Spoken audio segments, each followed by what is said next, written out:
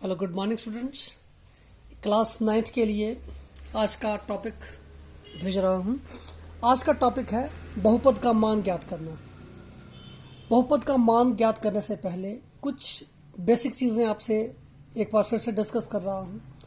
देखिए, जैसे ये आपको मालूम है, जैसे 2 गुणा 3 6 होते हैं।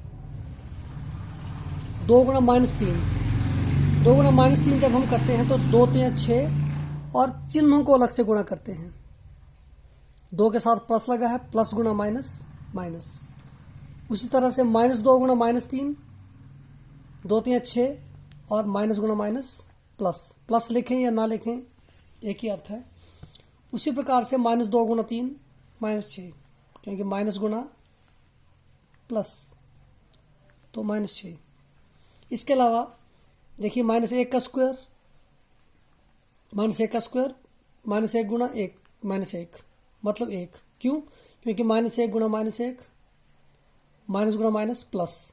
-1 का क्यूब, -1 गुणा -1 गुणा -1 3 बार, 1 एकम 1 एकम 1 1 और माइनस गुणा माइनस प्लस, प्लस गुणा माइनस माइनस। उसी तरह से -1 की घात 4, इसका उत्तर आया है 1। तो यहाँ से हम एक निष्कर्ष निकाल सकते हैं कि अगर -1 की घात 2 हो, 4 हो, 100 हो, 100 बार गुणा करें तो उत्तर प्लस में आएगा। देखिए, यहाँ भी +1, यहाँ भी +1, यहाँ भी +1। और अगर -1 की घात विषम संख्या हो, जैसे -1 की घात 3 है तो उत्तर -1। अगर -1 की घात 5 होगी तो भी उत्तर -1। तो यहाँ पर मैंने एक निष्कर्ष निकाल के लिखा है कि यदि -1 की घात कोई सम संख्या हो, जैसे 2 4 6 100 तक कुछ भी हो सकती है, तो उत्तर 1 आता है। और यदि -1 की घात कोई विषम संख्या हो तो उत्तर -1 आता है। उसी प्रकार मैंने -2 की घात 3, -2 की घात 4 ये करके बताए हैं, आप इसको लिख लें। अब इसी चीज़ का प्रयोग हम बहुपद में करेंगे। बहुपद को अंग्रेजी में पॉलिनोमियल कहते हैं, POLYNOMIAL।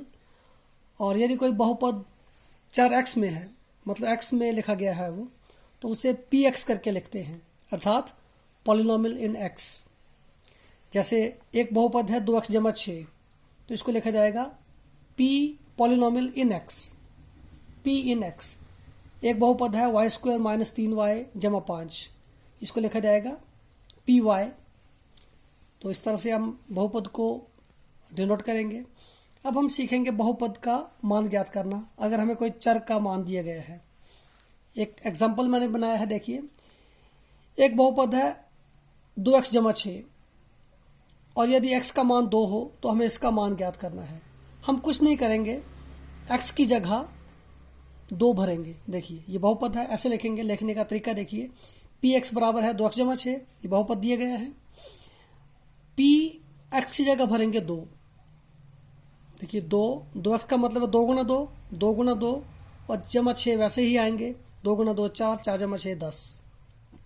एक और उत्तर देखिए, एक और एग्जांपल देखिए।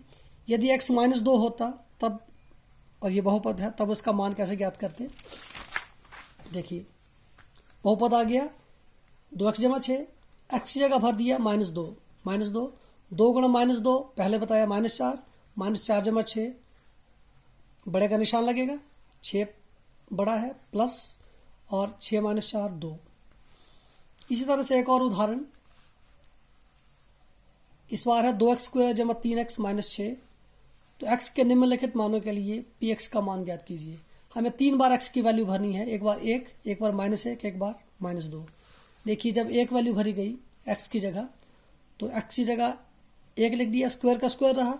3 x की जगह 1, 3 गुणा 1 -6 वैसे ही आ गया।